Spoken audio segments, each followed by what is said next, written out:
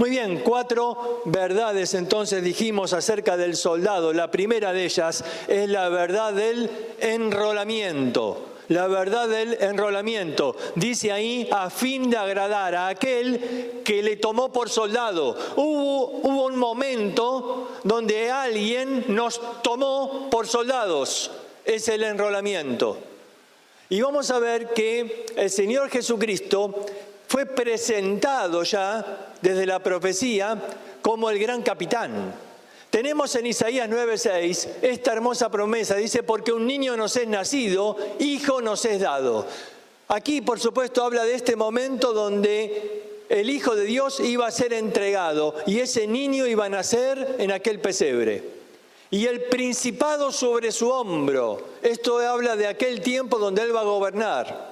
Y se llamará su nombre, admirable consejero, y luego dice, Dios fuerte, Dios fuerte. Ahora, esto en el hebreo es un nombre de Dios. El nombre es El Gibor.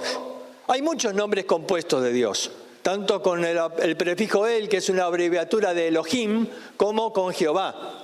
Uno recuerda, por ejemplo, Jehová Sabaoth, Jehová Nisi, y con él, El Elión, El Ra, distintos nombres de Dios. Bueno, El Gibor se refiere a el fuerte, como dice acá, pero se refiere al fuerte en la batalla, el poderoso, el guerrero, el victorioso, el valiente. A eso se refiere El Gibor. Y claro, esto tiene que ver con la profecía porque habla del principado sobre su hombro, es decir, habla de que Él iba a conquistar, que Él iba a vencer y que entonces iba a ser el gran capitán, el gran guerrero en la batalla. Fíjense cómo se traduce en el Salmo 24.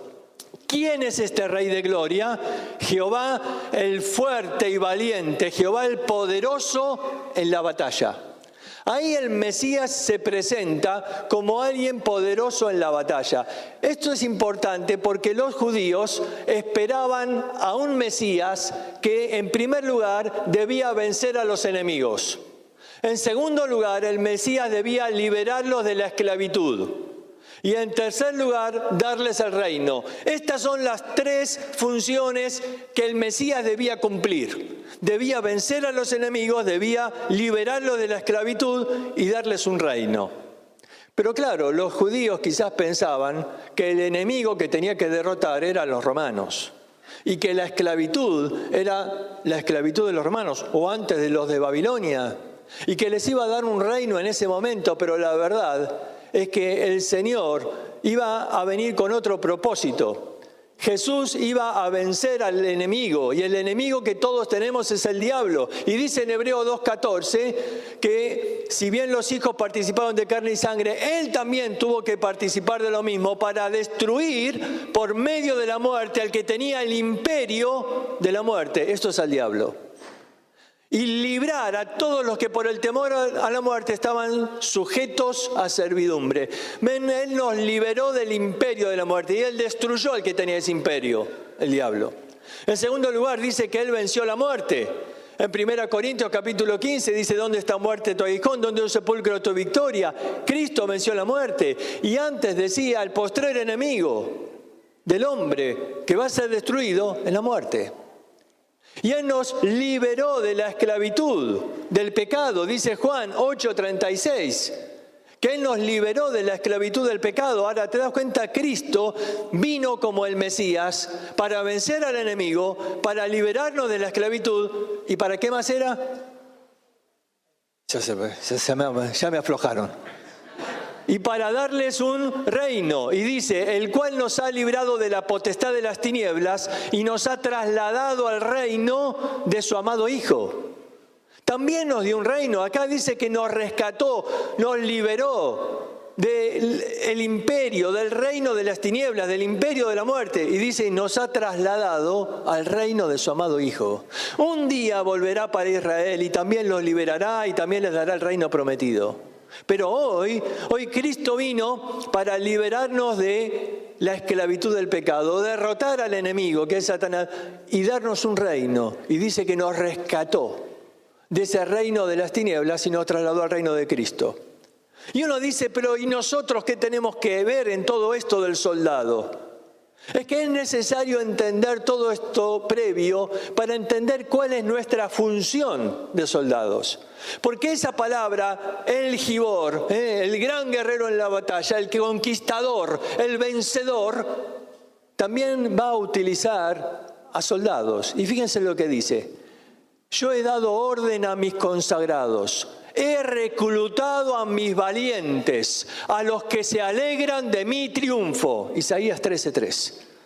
Ahora, fíjate bien, porque acá la palabra cuando traduce mis valientes, en hebreo es Gibor, la misma palabra que vimos antes, Gibor. Y dice, yo he dado orden a mis consagrados, he reclutado a mis valientes, a los que se alegran de mi triunfo. ¿De qué triunfo? ¿El que vimos recién? Cristo triunfó sobre el diablo, Cristo venció a la misma muerte.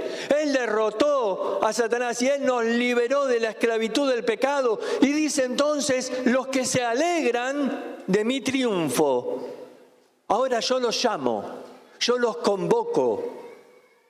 Él dice, yo llamé a mis consagrados, recluté a mis valientes. Ahí está la verdad del enrolamiento.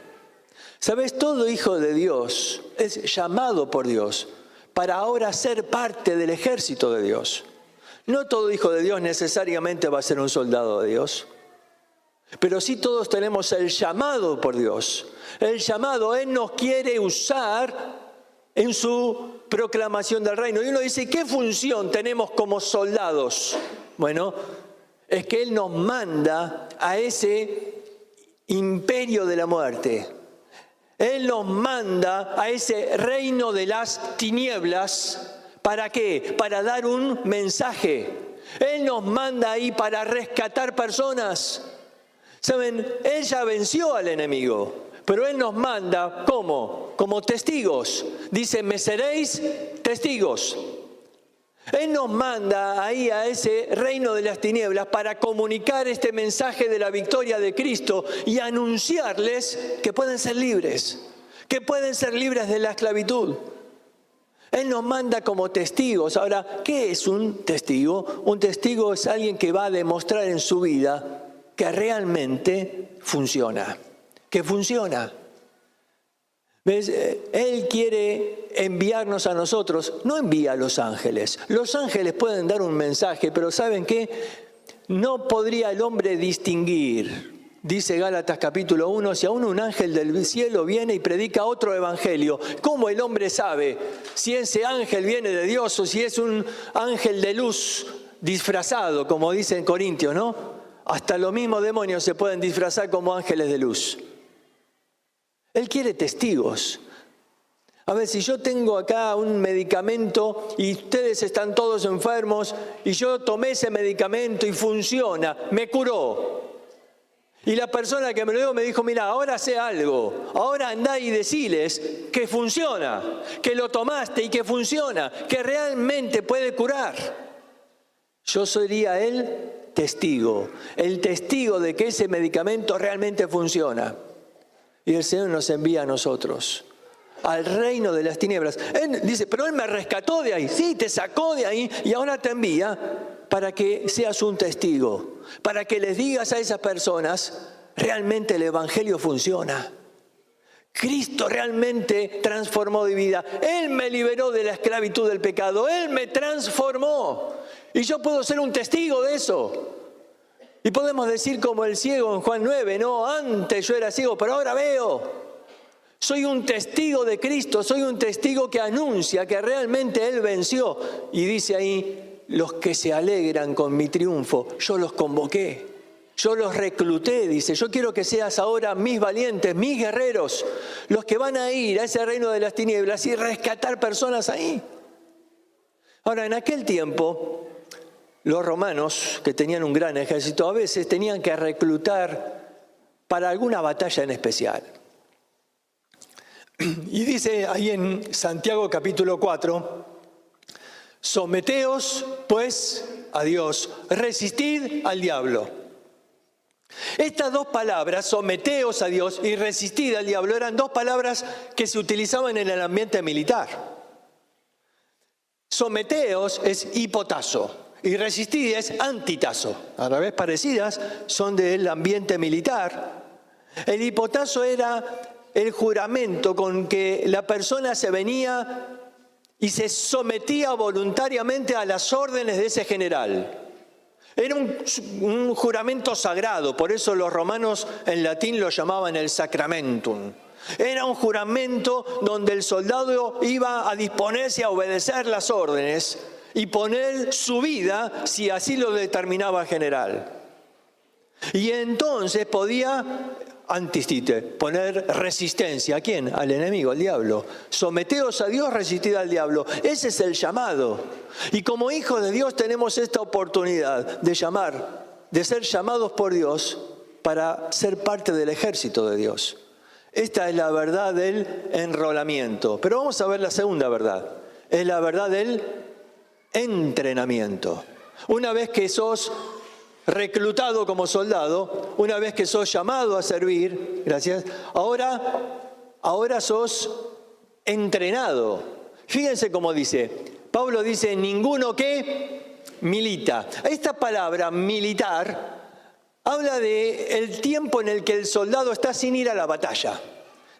Una cosa es cuando el soldado está en la batalla, pero militar.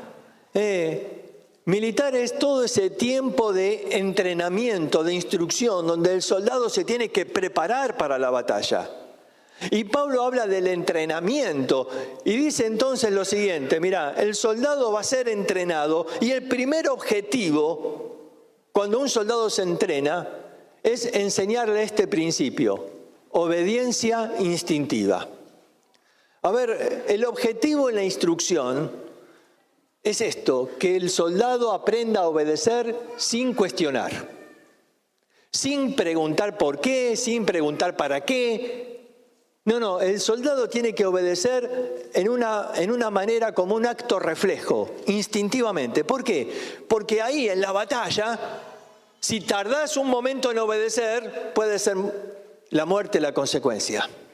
Tienes que aprender a obedecer en forma instintiva. Por eso ahí, cuando te hacen la instrucción, a veces el general te sale con cualquier cosa. Ahí el sargento te está mandando y te dice por ahí en un momento, yo me acuerdo a uno que le dijeron, ahí andá, subite a ese árbol, empezá a tirar hojas del árbol y decirle a la gente, soy el otoño, soy el otoño.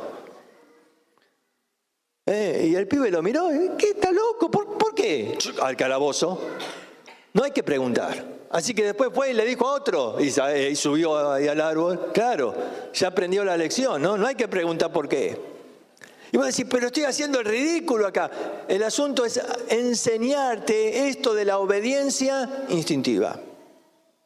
Un muchacho una vez, después de la instrucción, le tocó como trabajo manejar un camión. Y estaba ahí manejando el camión, y por radio en un momento le dijeron, frene. ¡Fum! Apretó el freno a fondo. Y él mismo se sorprendió. Dice, ¡qué bárbaro! No me di cuenta cómo el entrenamiento realmente funcionó. Porque yo antes jamás obedecía instintivamente. Siempre preguntaba, ¿por qué querés que frene? ¿Qué pasa? ¿Qué problema hay? Pero me dijo, frená y frené. ¡Qué bárbaro! Funciona el entrenamiento. Entonces, después de que frenó, ahora sí. ¿Pasa algo? ¿Hay algún problema? Detectamos ahí en el radar que está a punto de pisar una mina explosiva. Si seguías un segundo más, explotaba. Y él estaba sorprendido. Había funcionado el entrenamiento. El problema en nosotros es que no tenemos una obediencia instintiva, tenemos una obediencia selectiva. Selectiva. ¿Qué es esto? Yo selecciono qué quiero obedecer y qué no. Y Dios me dice, mira, tenés que hacer esto. Ay, no, Señor, esto mucho no me gusta. Y de pronto vamos eligiendo qué órdenes voy a obedecer y qué órdenes voy a postergar. ¿Qué órdenes? Bueno, esto sí, el domingo hoy tengo ganas de la iglesia.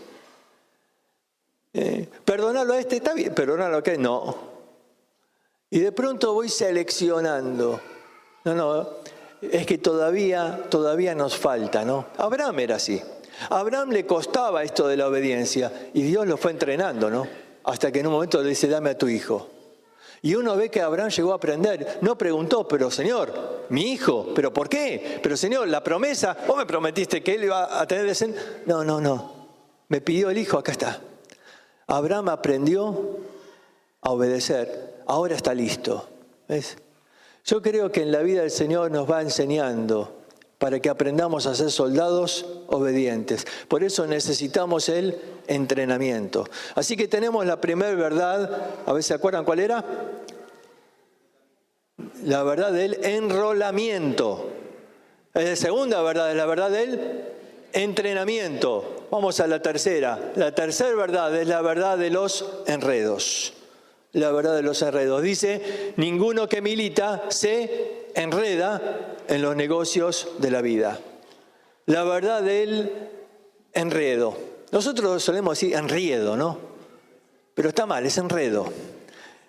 Y acá dice, el que milita no se enreda en los negocios de la vida. Ahora no dice que no está en los negocios de la vida. La palabra, en realidad, negocios podría traducirse asuntos, los asuntos de la vida. El problema es que todos necesitamos estar en los negocios de la vida, porque todos necesitamos ganar un sustento. El problema no es tener negocios, el problema es el que se enreda en los negocios de la vida. Y el que es soldado entiende que no debe enredarse. Ahora, el Señor nos llama a cumplir nuestra labor de soldados en el lugar donde estemos. Ahí en el lugar donde estemos, estás en tu trabajo, no te olvides que ahí tenés que ser soldado de Cristo. Ahí tenés que ser, ¿qué? Testigo. Ahí donde estás tenés que ser testigo. Ahí tenés que dar testimonio a otros del triunfo de Cristo. Ellos tienen que ver en tu vida y que realmente la vida cristiana funciona. Que no es necesario recurrir al pecado, que se puede ser libre del pecado. El problema es cuando uno se enreda en los negocios. Y fíjate qué interesante, porque hay un texto en el Antiguo Testamento, en Isaías, que nos va a describir este asunto. El peligro de estar ahí enredado. La palabra enredado viene del concepto de ser atrapado en una red. Por eso, enredado. Y dice así, Isaías, las armas del maligno son tramposas. Trama intrigas inicuas para enredar a los simples. Fíjate bien, las armas del maligno, ¿quién es el maligno? El mundo entero está bajo el maligno. Las armas del maligno son tramposas. Acá me dice que Satanás pone trampas, pone una red como para atrapar a un ave, una red. Y dice, trama intrigas inicuas. ¿Para qué? Para enredar a los simples, para enredarnos. ¿Sabes que muchas veces caemos en las trampas de Satanás? Hoy en día vivimos épocas donde en nuestro país tenemos libertad. No hay persecución como en otras partes del mundo, que a los creyentes los persiguen o les amenazan en quitarles el trabajo o hasta ir a la cárcel. Pero Satanás usa aquí con nosotros otro tipo de trampas. En otro lugar combate con persecución y con cárcel o con torturas, pero aquí utiliza quizás intrigas inicuas, es decir, otro tipo de trampas para enredar. Para que de pronto dejes de cumplir tu rol de soldado y dejes de dar testimonio a otros. Y de pronto uno se metió en tantas cosas, y se metió en tantas deudas, y se metió en tantos asuntos, y está enredado. Y vos le decís, vamos a hacer un viaje misionero. No puedo, nunca puede. Estoy enredado. Y le decís, pero es una oportunidad fabulosa, vamos a servir al Señor, vamos a hacer esto. No puedo, estoy enredado. Y de pronto te pasaste la vida y perdiste todas las oportunidades de servir al Señor. ¿Por qué? Porque estabas enredado en los asuntos de la vida. ¿Sabes lo más triste? Que un día pasa algo. Un día caes en una enfermedad o un día el Señor decide llevarte. Y el asunto es que todos los asuntos en los que estaban metidos se cortaron de golpe. Sí, pero las oportunidades de servicio al Señor ya pasaron. Por eso acá el problema es no te enriedes en los negocios de la vida. Cuidado que el diablo no coloque trampas para enredarte en los asuntos de la vida y de pronto estás tan metido en todas las cosas de este mundo que perdiste el objetivo de servir al Señor. El peligro de los enredos. No caigas en las trampas del enemigo. ¿Sabes? Acá dice, las armas del enemigo son tramposas. Mira, alguien dice, pero esto parecía tan bueno. Sí, son tramposas. Justamente el asunto en una trampa es que esté escondida. El asunto en una trampa es que te sorprenda, es que uno no la está esperando. Y a veces Satanás coloca trampas para enredarnos de tal manera que uno deje de servir al Señor. La verdad de los enredos.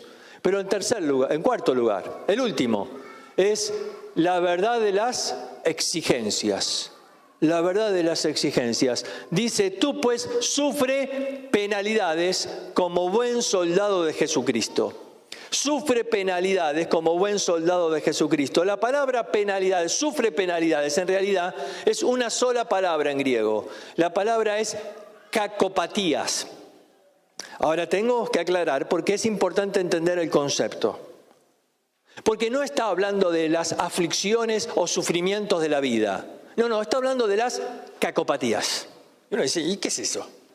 Bueno, nosotros usamos, por ejemplo, la palabra apatía para, por ejemplo, ¿alguien sabe lo que es una cardiopatía? Una afección en el corazón. Esa persona tiene un padecimiento cardíaco. Bueno, cacopatía. La palabra caco habla de malo, en el sentido de algo molesto, algo dañino, algo, difícil. Es una palabra general y se refiere a los aspectos de la vida del soldado que, claro, a muchos no les gustan. Son los aspectos que hacen difícil la vida del soldado, la disciplina, el tener que levantarse temprano, el tener que entrenar todos los días, el tener que pasar cosas que uno dice, sufre penalidades. Es decir, vamos a decirlo en criollo, bancate las cacopatías. Una mezcla de criollo con griego. A fin de agradar a aquel que te tomó por soldado, el Señor Jesucristo sufrió todo por nosotros. Y lo de Él no fueron cacopatías, Él sufrió la cruz. Y Él te dice, vos sos un buen soldado de Jesucristo. La palabra para buen ahí es kalos, y es lo contrario a kakos. Siempre en el griego está esto de los juegos de palabras. Y kako es algo molesto, algo ahí que te cuesta, y kalos es algo agradable, algo que uno disfruta. Y dice, mira, este es un buen soldado, es decir, alguien que no dice, uy, pero hoy está frío, hoy no tengo ganas de salir al campo. Hoy tengo ganas de dormir un poco más. No. Como buen soldado de Cristo, no des lugar a esas cosas. ¿Sabes qué es interesante? Que hay más soldados que abandonan la milicia en los tiempos de entrenamiento que en los tiempos de guerra. Porque cuando uno está en la guerra ya está. Y ahí tiene que luchar. Y ahí se aguanta lo que sea porque está en la guerra. Pero los años anteriores, por ahí, cuesta mantener esa vida disciplinada y de entrenamiento y muchos abandonan. Por eso acá dice, sufre penalidades como buen soldado de Cristo. Mira, yo quiero que veamos un minuto de una película y voy a pedir si se pueden apagar los reflectores. ¿Se pueden apagar los reflectores? Vamos a ver ahí un entrenamiento de soldados. En este caso, estos eran para trabajar en la Guardia Costera. Es una película que se llama Los Guardianes del Mar. Y vamos a ver y vamos a escuchar ahí algo del entrenamiento. Fíjate.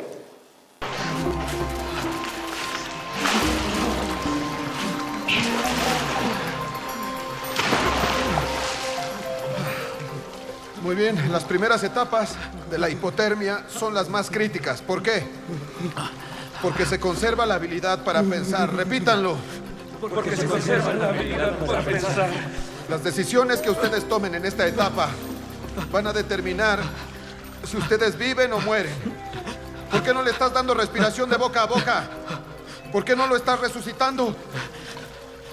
Porque no conozco a alguien que permanezca vivo sin respirar durante 15 minutos, señor en jefe. ¿Ya te graduaste? Asumir que una persona murió no es parte de nuestro trabajo. ¿Qué es lo que debemos decir? Jamás nos detenemos.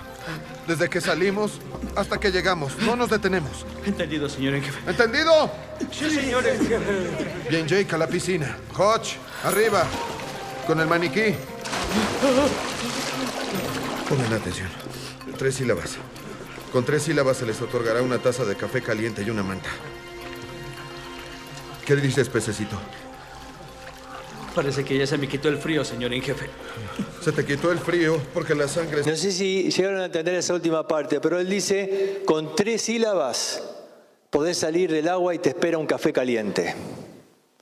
3 sílabas. Yo renuncio. Ya está, y te vas.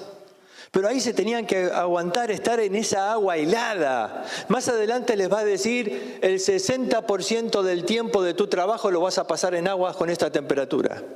Y te imaginás si tenés que rescatar a alguien y decís, no, che, pero está fría el agua, no me dan ganas de meterme. No. Entonces para entrenar tenés que estar ahí metido en el agua fría. Y vos decís, pero qué salvaje meterse en agua con hielo. Es el entrenamiento. Si no estás ahí en ese entrenamiento, no podés después ser útil. Y entonces Pablo le dice, tú sufre esas penalidades. Esto es una cacopatía, ¿ves? A nadie de nosotros le gusta o por placer se va a aguantar estar ahí en el agua helada. Pero ellos estaban entrenando, ¿sabes para qué? Para salvar vidas. Y es tremendo, ¿no? Cuando le dice, nosotros no nos detenemos nunca, ¿eh? No nos detenemos. No tenemos que decidir nosotros si está vivo o muerto, ¿viste? Como le dijo, dale, nosotros estamos para salvar vidas, nos entrenamos para salvar vidas. Y nosotros tendríamos que tener algo de ese concepto. Entrenarnos para salvar vidas, para rescatar personas de la muerte. Entrenarnos para salvar vidas. No nos corresponde a nosotros juzgar. Pero este se la salvo, este no, a este sí. No nos corresponde. La verdad es que el Señor nos mandó a predicar el Evangelio, a salvar vidas. Y tenemos que aguantar las cacopatías, ¿te das cuenta? Tenemos que aguantar las cosas que no nos gustan, pero son parte. Porque el Señor nos coloca en situaciones difíciles. Porque ahí son oportunidades para predicar el Evangelio. Y dice, tú sufres esas penalidades como buen soldado de Jesucristo. Soporta este entrenamiento, está diciendo, soporta las durezas, soporta la disciplina, soporta a veces las incomodidades en que uno tiene que estar, pero eso es necesario para cumplir la misión que el Señor nos da. Sin embargo, muchos, como dijimos, abandonan en los tiempos de entrenamiento. Y fíjate lo que dice en el libro de Hebreos. No seamos desertores del ejército de Dios. Esta es una foto muy famosa porque habla del primer soldado que logró cruzar el muro de Berlín, ahí, la cortina de hierro. Dice, no seamos desertores del ejército. Claro, nuestra versión traduce, no dejando de congregarnos. Pero en realidad la palabra ahí, dejar, es desertar, abandonar, desertar. No seamos desertores del ejército de Dios. ¿Sabes? Esta misma palabra es la que usa Pablo para hablar de Demas. Y dice, porque Demas me ha desamparado amando este mundo. ¿Demas qué? Ha desertado. Demas fue un desertor. Empezó a amar el mundo y cada vez se enamoró más de lo que este mundo le daba y un día desertó, abandonó el ejército de Dios. Y Pablo dice entonces, no dejemos que esto suceda en nuestra vida, no seamos desertores, porque el Señor nos llamó con una misión, no abandonemos. ¿Y sabes cómo sigue el texto ahí en Hebreos 10? Le dice, traigan a la memoria, acuérdense de cuando sufrieron gran combate de padecimientos. Acuérdense las luchas que ya hemos tenido. Cuando la pérdida de sus bienes sufrieron con gozo. ¿Y ahora qué pasó? Habían pasado 30 años de aquel momento donde habían aceptado a Cristo, donde habían sido perseguidos, y ellos fueron fieles, y ellos se mantuvieron predicando el Evangelio, y ellos siguieron fielmente sirviendo al Señor. Pero ahora ¿qué pasó? Las dificultades. ¿Sabes? Era difícil conseguir trabajo siendo cristiano en el mundo donde vivían. Y había dificultades, y a veces estaba la tentación: ¿por qué no volvés a Jerusalén? Ahí, como judío, quizás podés conseguir otra cosa. Desertar al ejército. Claro, después con los años, muchos se fueron cansando. Por eso vos ves en el libro de Hebreos, dice que estaban con las rodillas paralizadas y los brazos caídos. Son la descripción de un corredor que se cansó, no aguantó el trajín, la marcha, y se cansó. Y le dice: vamos, recuerden cuántas cosas pasaste con el Señor. Acordate de las batallas que tuviste en la vida. Y acordate cómo el Señor estuvo a tu lado.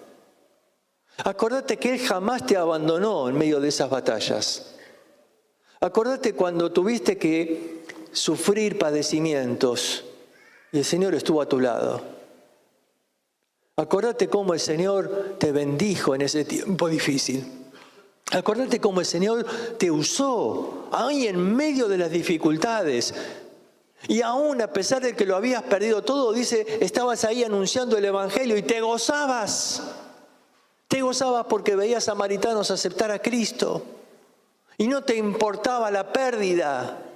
Pero ahora, ¿qué pasó? Ahora dice, algunos están desertando. Y dice, algunos lo tienen por costumbre. Es decir, ya se habituaron a desertar. Ya ni siquiera la conciencia les dice más nada. Porque se habituaron a desertar. Y Dios tenía un propósito en tu vida. Y Dios te llamó, te reclutó. Él quiere que seas uno de sus valientes para cumplir su propósito, y de pronto te cansaste y fuiste un desertor. Por eso Pablo, o el autor de Hebreos, va a terminar este pasaje, el último versículo, diciendo: pero nosotros no somos de los que retroceden. Nosotros no somos de los que retroceden.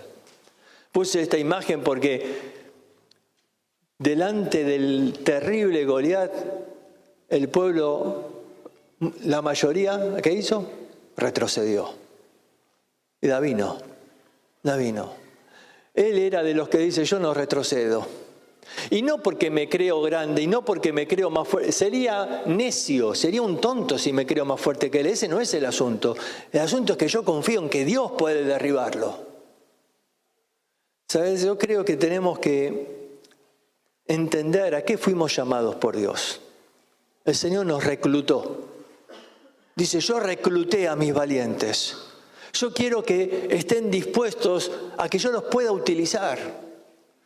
Y sabes, la vida pierde sentido cuando dejas a un lado el propósito de Dios. Pierde sentido. Te matás trabajando por las cosas de este mundo, estás enredado en las cosas de este mundo, pero un día esas cosas se acaban. Un día todo se acaba. Y uno dice: ¿y qué sentido tuvo mi vida? Tu vida realmente cobra sentido cuando cumplís el propósito de Dios en tu vida. Fuera de esto no hay más sentido. No hay más sentido. Y Satanás trata de enredarte.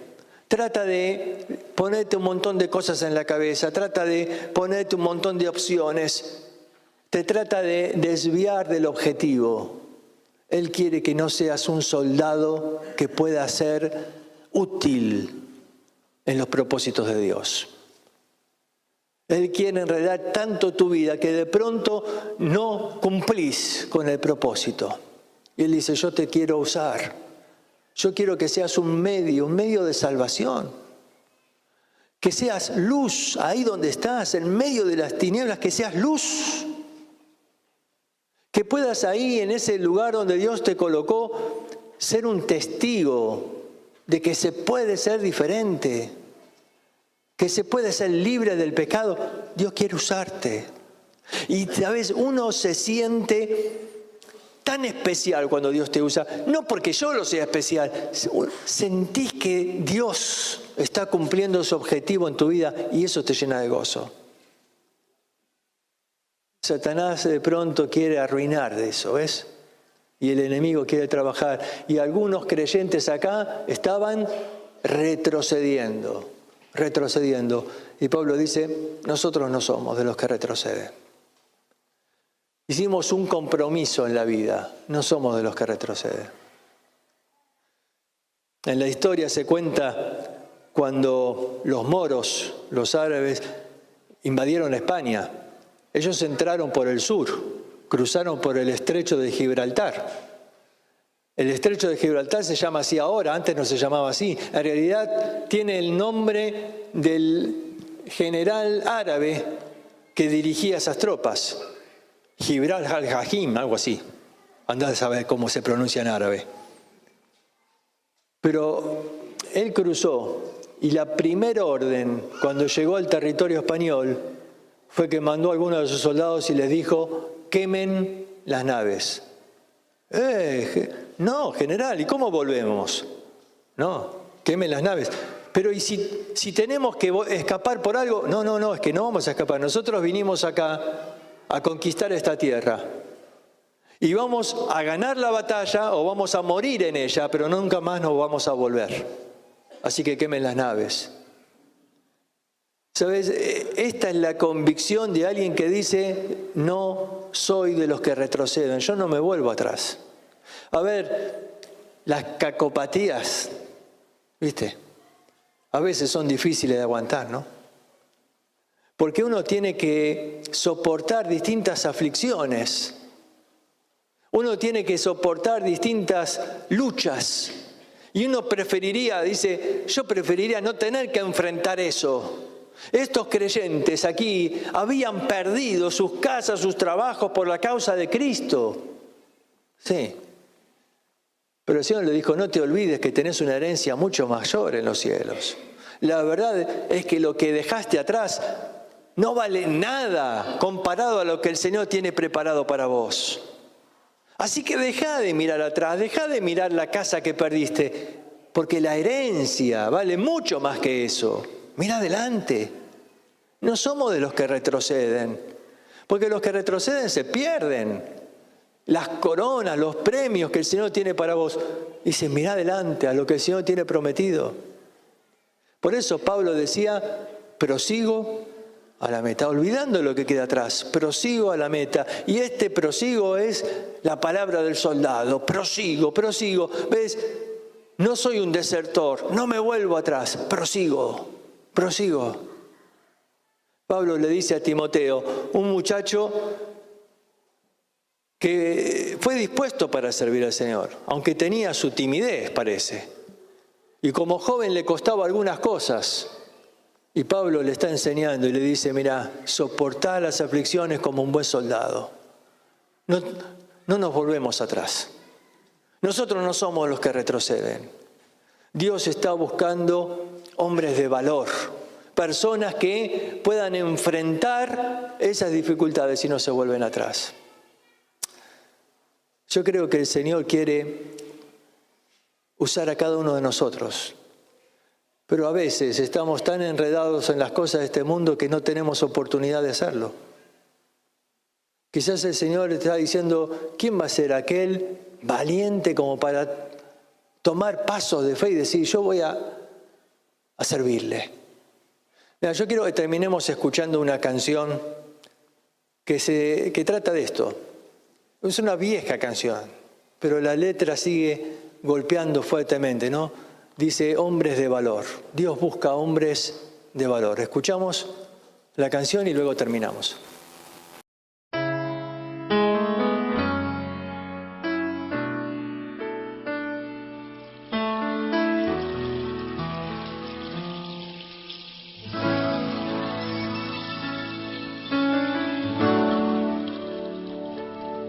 ¿Quién irá abriendo caminos, forjando mejores destinos, pautas de amor para la humanidad. ¿Quién dirá? Asumo ese reto, me entrego completo y me uno a la causa de Dios que cambia el corazón. ¿Quién dirá a esos hombres tan desesperados? ¿Quién irá a esos matrimonios acabados? O ese niño que está solo sin hogar, esperando que alguien le ame. Hombres de valor, necesita Dios, necesita Dios. Hombres de valor, esforzados. Hombres de valor, que cumplan promesas, Que sigan la ruta trazada con la mirada en su Salvador.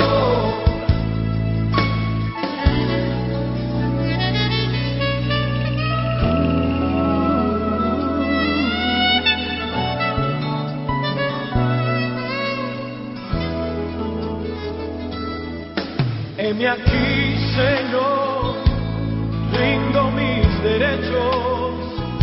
Hoy vengo dispuesto a trazar pautas de amor para la humanidad.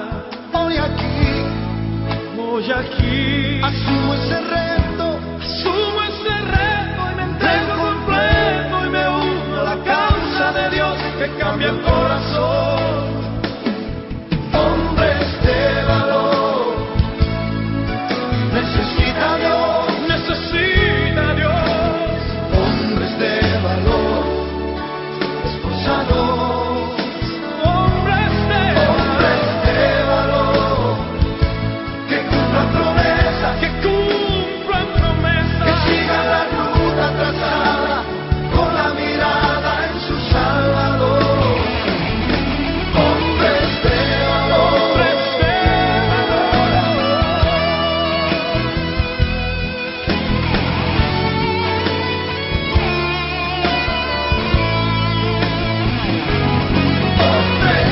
valor, necesita Dios,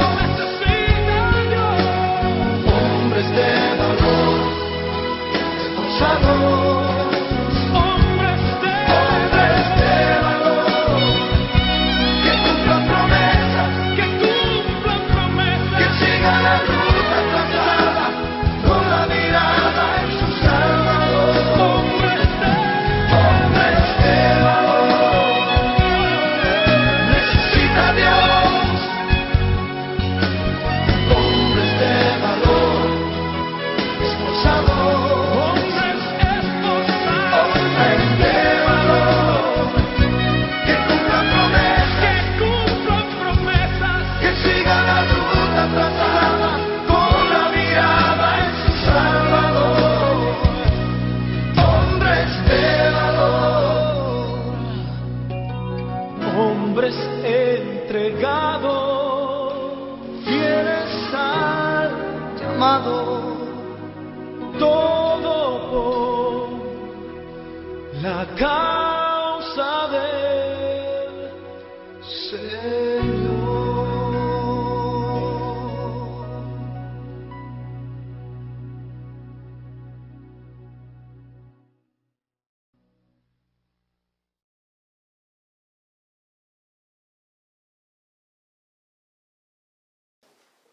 Ahí donde estás, hace falta valor a veces para enfrentar y predicarle a tus compañeros o ahí en el trabajo. Hace falta valor a veces para enfrentar una familia que te hace la contra. Hace falta valor para ser fiel al Señor y no avergonzarse del llamado.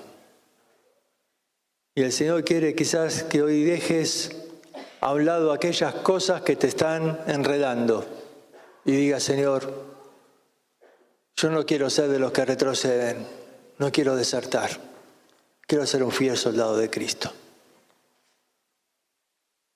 Señor, que tu palabra pueda llegar a nuestro corazón y tu Santo Espíritu pueda ayudarnos, Señor, en este tiempo. A veces no nos damos cuenta de aquellas trampas que el enemigo coloca para que nos olvidemos de que tú tienes un propósito en nuestra vida. Señor, ayúdanos a recordar aquello que es importante, aquello que realmente vale la pena. Que hoy podamos mirar a Cristo, Señor, y entender que Él estuvo dispuesto y dio todo, todo. ¿Cómo nosotros no vamos a hacer algo por Él? O si no, ayúdanos a tomar decisiones hoy que puedan marcar cambios en la vida.